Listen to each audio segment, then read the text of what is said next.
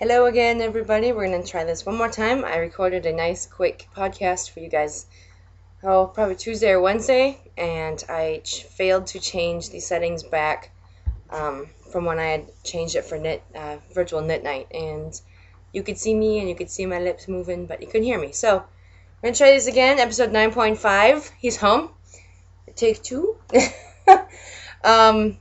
Jet setting this week was him coming to me. Work was fine 2 weeks ago. I did not work this week. I managed to be able to get some time off from work to spend the first week he had home with him on a staycation. We've been home. We've only gone out one evening, and that was just to Applebee's to meet a friend. So we've enjoyed being home, and it's good to have him home. So real quickly, we're getting ready for his coming home party, which was supposed to be last night, but April Fools. Mother Nature dumped probably a good 10 inches on us last night. So it's still very wet outside. It's melting like crazy, but it's just a lot of snow. So jet setting was him coming to me. I drove down and picked him up about an hour from here. It saved his coworker about 2.5 hours of driving. So Heather and Tina were nice enough to stay up with me on Skype because we couldn't get virtual netting night to work for us. And by the time I was getting ready to go to bed, he said, "Hey, surprise, I'm going to be there earlier. Come get me." So down I went to pick him up and spent the first day or two just sleeping. We were both exhausted. Many of you on Plurk know I hadn't slept well the entire week before he came home. So it's good to have him home. It's kind of like he said, it's like you leave and you put it on pause and you deal with it and then you come back from it and you go unpause. So we've fallen right back into our routine together. And I've been down there a lot. So as much as we've been apart, we've been together. So it was really good. It's so good to have him home and be back to our normal lives living together. So it's very good. We're frantically getting ready for the party. He went out to run some errands, so I grabbed a quick 10 or 15 minutes. I'm going to record real quick and get it uploading, and then I'll talk to you guys next week, hopefully. So let's see. En route, I have my Navy Bois socks, which made a little bit of progress, I think 6 or 7 rounds, when we drove up to find Jeremy somewhere to live, somewhere to sleep during the week. So that's made some progress. Beautiful pattern. I just am so slow. So, making some progress there. And the February later sweater is in timeout. First I had an issue.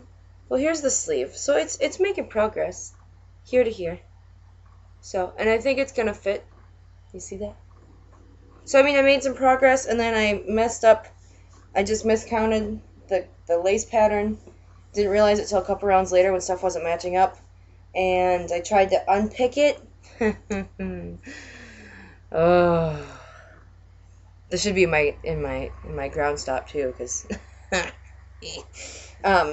tried to unpick it, and you shouldn't do that in lace. So I tanked back. And in the middle of tanking back, the wonderful knit picks needles came apart. So that has been totally put into timeout, and I will address that this week when I'm at work. So those are the two on the needles. Still working on the, I haven't touched my cousin's blanket that I started, and I haven't touched the vertical stripe blanket. So not much else for this week. Landed. I finished my ampersand socks. They weren't done yet when I tried to podcast, but here they are. So anyway, they're done. Those are going to my mystery recipient. So she will get those very soon. They've been blocked. They reek of soak. It's so good. So those are done. Wonderful pattern. I love this pattern. And the other thing I was going to mention, look how much sock yarn I have left. This is just the Socks That Rock skein. Like, I barely use any of this. I knit on the second sock. I was down past the heel before I had to start my second ball. And I had separated them into equal amounts. So I could, I kept trying to do a toe up so I could make the top longer. And I decided not to, but I have enough left for another sock.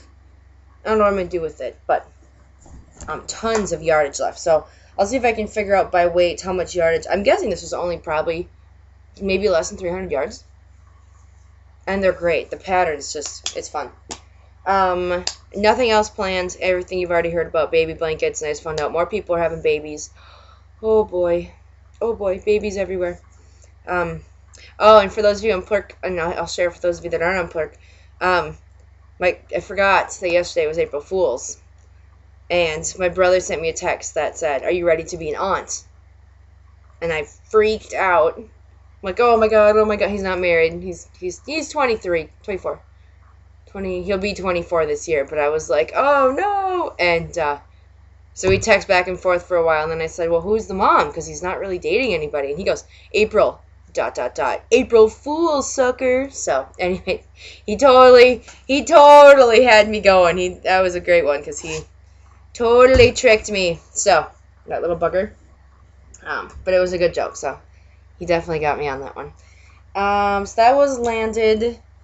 What else? Ground stop, like I said. This week's been busy. I've gotten some knitting done. It was mostly in the car. And when we were driving up, it's 3 hours each way to where he works. So I got some good knitting in. And holding, I have been spinning. Hold on.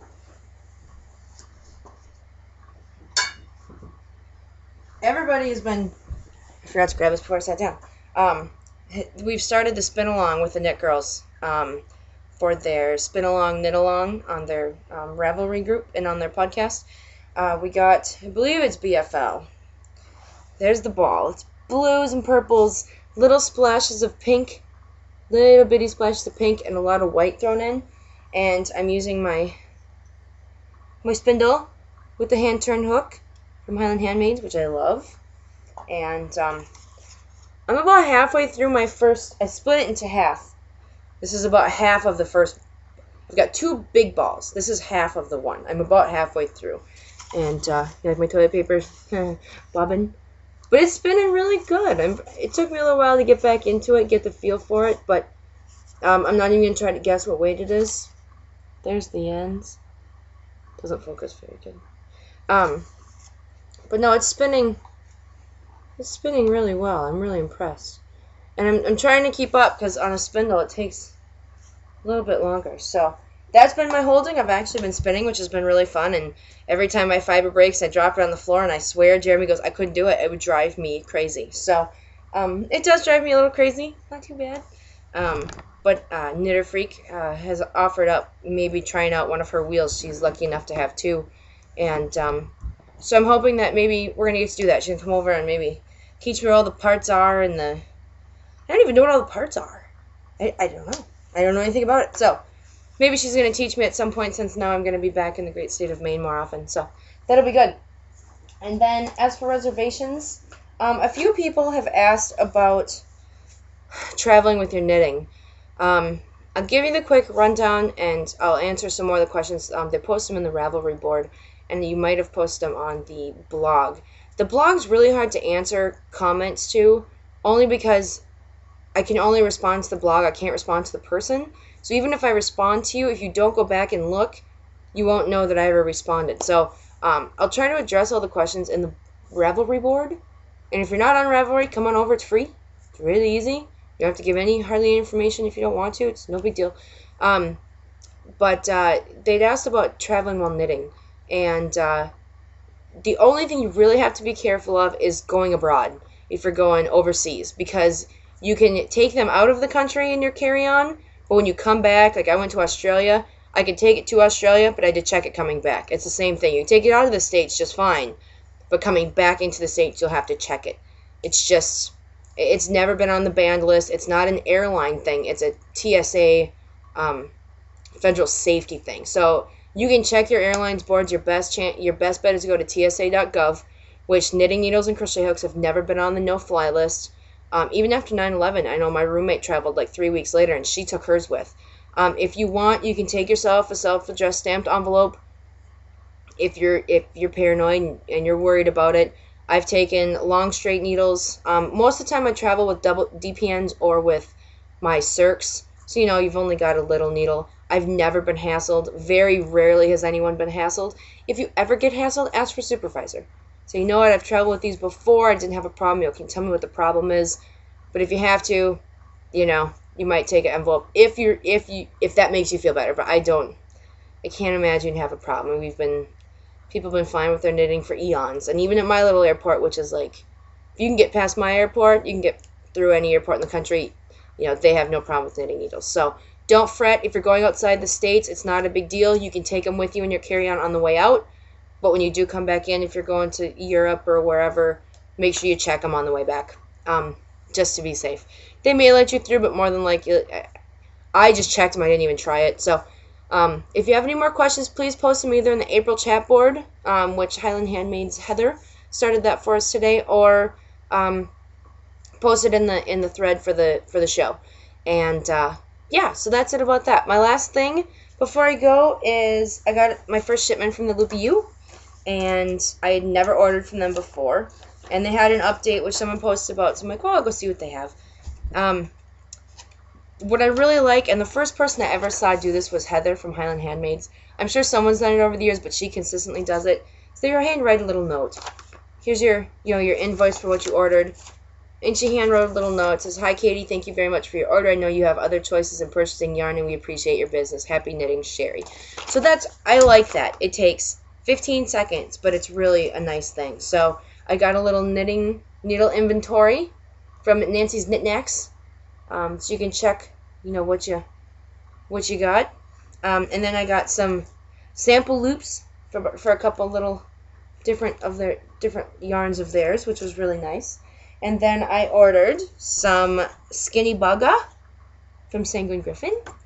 And this is in the colorway Arachne, maybe? Arachne. Arachne. It's browns, chestnutty brown. I don't know if that's slightly variegated or semi-solid. I don't know. And then, I'm very excited about this one. It's Lorna's Laces. It's Maple Grove. It's peaches and pink. It's like a pinky, peachy pink that goes into a darker brown. It's so pretty. It's so soft. And I have another package coming from Highland Handmaids because I'm weak. And her stuff is so pretty. So anyway, it's been really good having Jeremy home. I'm very happy. I feel a lot of pressure is off of me. I'm excited to spend some time in Maine. I'm excited to see my friends this summer. I'm excited to go crazy with all the Fiber Fests. Oh, I'm going to be at Maryland Sheep and Wool. I know some people were chatting about it in another, I think it was another podcaster's Ravelry group, but I will be at Maryland Sheep and Wool. I will be perusing. I'm coming in Friday night. I'll be perusing Saturday, and then Sunday I'm going to be working. My friend that I'm going with to help owns Wild Fibers, which is a knitting fiber magazine. She travels all over the world and gets these crazy, awesome stories about how they get yarn and fabricate yarn and spin it and weave it, and so she's phenomenal. So I'm going to be working her booth on Sunday of Maryland Sheep and Wool. So I'm very excited. I've never been. This will be my biggest Fiber Fest. Last summer were my first Fiber Fest, but this will be my first big one. So very excited. I'm not sure if we'll do a meetup or I'll have people swing by the Wild Fibers thing. I'll be there 12 to 5 on Sunday, so maybe people will swing by there. Maybe I'll wear my button or something and people can see me on Saturday. So anyway, if you have any suggestions for that, post it in the Ravelry thread. Have a good knitting week. I will probably post to you again just in a few days. We'll see how much how much progress I've made on everything, but I'll try to get back to the weekly grind of things. And have a great week. I hope all your snow melts wherever you are, and take care.